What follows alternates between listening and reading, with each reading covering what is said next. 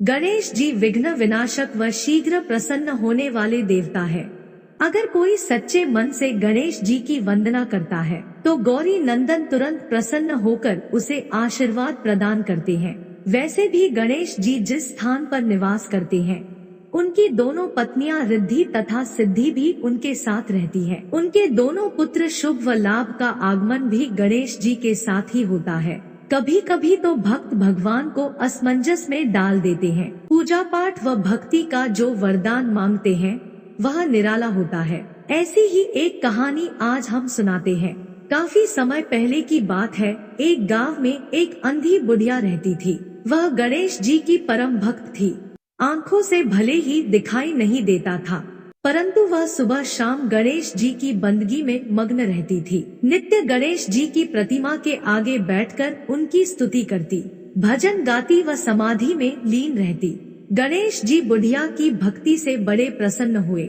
उन्होंने सोचा यह बुढ़िया नित्य हमारा स्मरण करती है, परंतु बदले में कभी कुछ नहीं मांगती। भक्ति का फल तो उसे मिलना ही चाहिए। ऐसा सोचकर गणेश जी एक दिन बुढ़िया के सम्मुख प्रकट हुए तथा बोले, माई, तुम हमारी सच्ची भक्त हो। जिस श्रद्धा व विश्वास से हमारा स्मरण करती हो हम उससे प्रसन्न हैं। अतः तुम जो वरदान चाहो हमसे मांग सकती हो। बुढ़िया बोली, प्रभु, मैं तो आपकी भक्ति प्रेम भाव से करती हूँ। मांगने का तो मैंने कभी सोचा ही नहीं, अतः मुझे कुछ नहीं चाहिए। गणेश जी पुनः बोले, हम वरदान देने के लिए आए हैं। बुढ़िया बोली, है सर्वेश्वर, मुझे मांगना तो नहीं आता। अगर आप कहें तो मैं कल मांग लूंगी। तब तक मैं अपने बेटे व बहू से भी सलाह मशविरा कर लूंगी। गणेश जी कल आने का वादा करके वापस लौट गए। बुढ़िया का एक पुत्र व बहू थे। बुढ़िया ने सारी बात उन्हें बताकर सलाह मांगी। बेटा बोला, माँ, तुम गणेश जी से ढेर सारा पैसा मांग लो, हमारी गरीबी दूर हो जाएगी, सब सुख चैन से रहेंगे। बुढ़िया की बहू बोली, नहीं, आप एक सुंदर पोते का वरदान मांगे, वंश को आगे बढ़ाने वाला भी तो चाहिए। बुढ़िया बेटे और बहू की बातें सुनकर असमंजस में पड़ गई।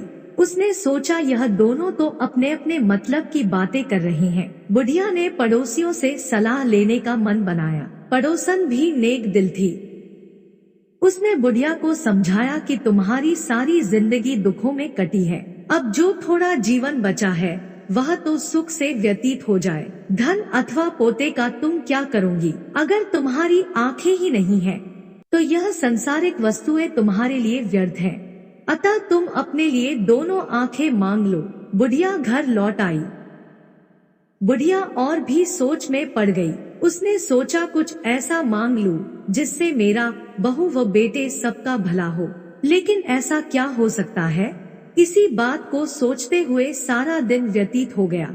बुढ़िया कभी कुछ मांगने का मन बनाती तो कभी कुछ, परंतु कुछ भी निर्धारित न कर सकी। दूसरे दिन गणेश जी पुनः प्रकट हुए तथा बोले, आप जो वरदान मांगना चाहती है वह मांग लीजिए। गणेश जी के पावन वचन सुनकर बुढ़िया बोली, हे गणराज, यदि आप मुझसे प्रसन्न हैं तो कृपया मुझे मन इच्छित वरदान दीजिए। मैं अपने पोते को सोने के गिलास में दूध पीते देखना चाहती हूँ। बुढ़िया की बातें सुनकर गणेश जी उसकी सादगी व सरलता पर मुस्कुरा दिए। बोले, तुमने तो मुझे ठग ही लिया है। मैंने तुम्हें एक वरदान मांगने के लिए बोला था, परंतु तुमने तो एक वरदान में ही सब कुछ मांग लिया। तुमने अपने लिए लंबी उम्र तथा दोनों आंखें मांग ली है। बेटे के लिए धन व बहू के लिए पोता भी मांग लिया। पोता होगा, ढेर सारा पैसा होगा, तभी तो वह सोने के गिलास में दूध पिएगा। पोते को देखने के लिए तुम जिंदा रहोगी, तभी तो देख पाओगी। अब देखने के लिए 2 आंखें भी देनी ही पड़ेंगी। फिर भी वह बोले, जो तुमने मांगा वे सब सत्य होगा। यूं कहकर गणेश जी अंतर्ध्यान हो गए।